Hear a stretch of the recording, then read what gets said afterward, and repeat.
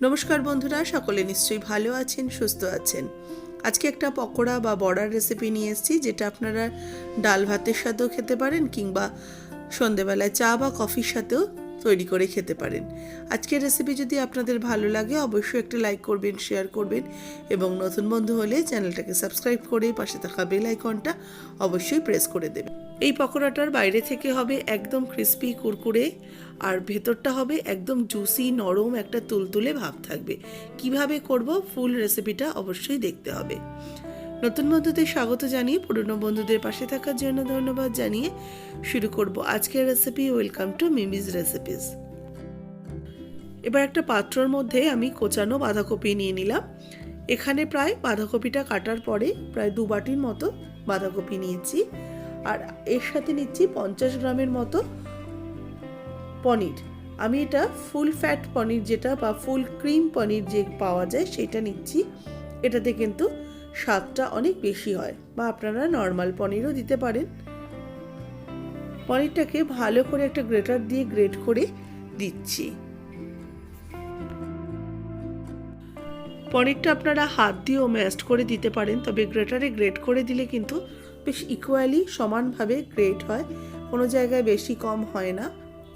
এবার এর মধ্যে কিছুটা গাজর কোচানো দিয়ে দিচ্ছি। এটাও আমি গ্রেট করে নিয়েছি, তবে অনেকটা নয়, একদম অল্প একটু, প্রায় 2-3 চামচের মতো গাজর কোচানো দিলাম।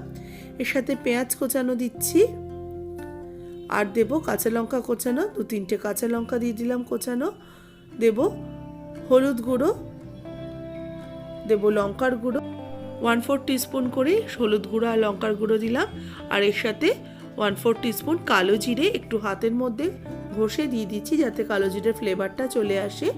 স্বাদ মতো লবণ অ্যাড করলাম, আর এর সাথে দিচ্ছি সামান্য একটু চিনি, একটুখানি মিষ্টি দিলাম, আর একটু বাটার দিচ্ছি, একটু রুম টেম্পারেচারের বাটার। এটা কিন্তু ফ্রিজের শক্ত বাটারটা নয়, একটু নরম বাটার দিতে হবে। এবার সমস্ত কিছু একসাথে ভালো করে মেখে নেব। এই বাটারটা দেওয়ার কারণেই কিন্তু এটা খুব ভেতর থেকে ভীষণই জুসি আর নরম থাকবে। দেখুন, এটাকে জল দেব না, জল ছাড়াই প্রথমে মাখবো, যেহেতু লবণ দেওয়া রয়েছে সেই জন্য বাঁধাকপিটা কিন্তু খুব সুন্দরভাবে নরম হয়ে যাবে। আর দেখুন, বাটারটা একটু হাত দিয়ে কিন্তু টিপলেই বাটারটা গলে যাচ্ছে। বাটারটাকেও ভালো করে এর সাথে মিশিয়ে নেব।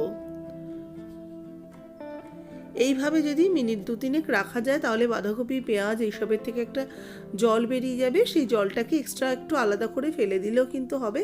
আর আমি যেহেতু বেশিক্ষণ রাখছি না, সেই জন্য এর মধ্যেই আমি কিন্তু দিয়ে দেবো বেসন। আর বাঁধাকপি কিন্তু বেশ নরম হয়ে গেছে।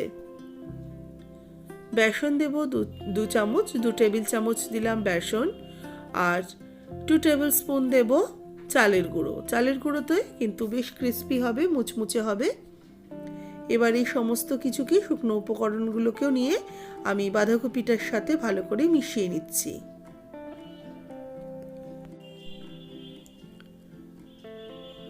আর এই মাখাটা কিন্তু হবে একটু টাইট।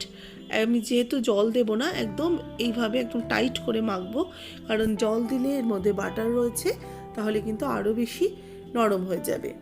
এটা মাখা হয়ে গেছে, এইভাবে একটুখানি রেখে দিচ্ছি। সেই ফাঁকে আমি কড়াইতে সাদা তেল বসিয়ে দিলাম গরম হওয়ার জন্য। এবার এখান থেকে আমি একটু একটু করে নিয়ে নিচ্ছি। এবার ঠিক এরকম এক একটা বড়ার শেপ করে নিলাম, নিয়ে এবার তেলটা গরম হয়ে গেলে আমি তেলের মধ্যে ছেড়ে দেব।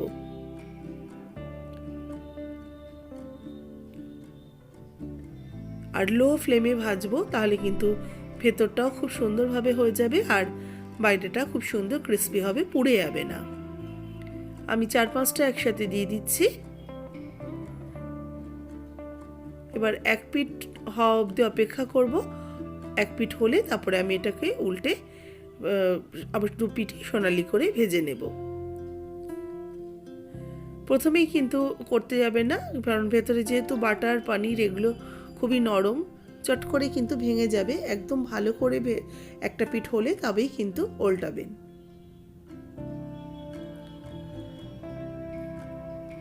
দেখুন, এক পিঠটা খুব সুন্দর একটা হালকা ব্রাউন কালার এসছে। আমি তারপরে কিন্তু এগুলোকে উল্টে দিলাম। আরেক পিঠ একটু উল্টে দিচ্ছি। ভালো করে যাতে ভাজাটা খুব সুন্দরভাবে হয়ে যায়। দেখুন এগুলো আমার সবকটাই ভাজা হয়ে গেছে। এবার এগুলোকে একটু তেল থেকে ঝরিয়ে রেখে দিচ্ছি। খুবই সুস্বাদু একটা পকোড়া, আপনারা অবশ্যই বাড়িতে ট্রাই করবেন। বাঁধাকপির পকোড়া আমরা শীতকালে করি, এর সাথে পনির বা গাজর এইসব মিশিয়ে করলে কিন্তু ভীষণ টেস্টি হয়। অবশ্যই করে আমাকে কিন্তু জানাতে ভুলবেন না কমেন্টস বক্সে। এবার আমি সেকেন্ড ব্যাচটাও ঠিক এইভাবে দিয়ে দিচ্ছি। সেকেন্ড ব্যাচের পকোড়াগুলোকেও আমি 2-3টে একসাথে দিয়ে দিলাম, দিয়ে এগুলোকে এবার ভেজে নেব। আপনারা এটা করেও মেখে টেখেও ফ্রিজে রেখে দিতে পারেন। সন্ধেবেলায় বাড়ির লোকজন অফিস থেকে ফিরলে কিংবা বাড়িতে গেস্ট এলেও কিন্তু চট করে ভেজে সার্ভ করতে পারেন। এগুলোও ভাজা হয়ে গেছে, নামিয়ে নিচ্ছি। আজকের রেসিপিটা কেমন লাগলো জানাতে ভুলবেন না। ভালো লাগলে অবশ্যই লাইক শেয়ার করবেন, এবং যারা নতুন আজকে দেখছেন আমার রেসিপি, অনুরোধ রইল চ্যানেলটা সাবস্ক্রাইব করে পাশে থাকা বেল আইকনটা অবশ্যই প্রেস করে দেবেন।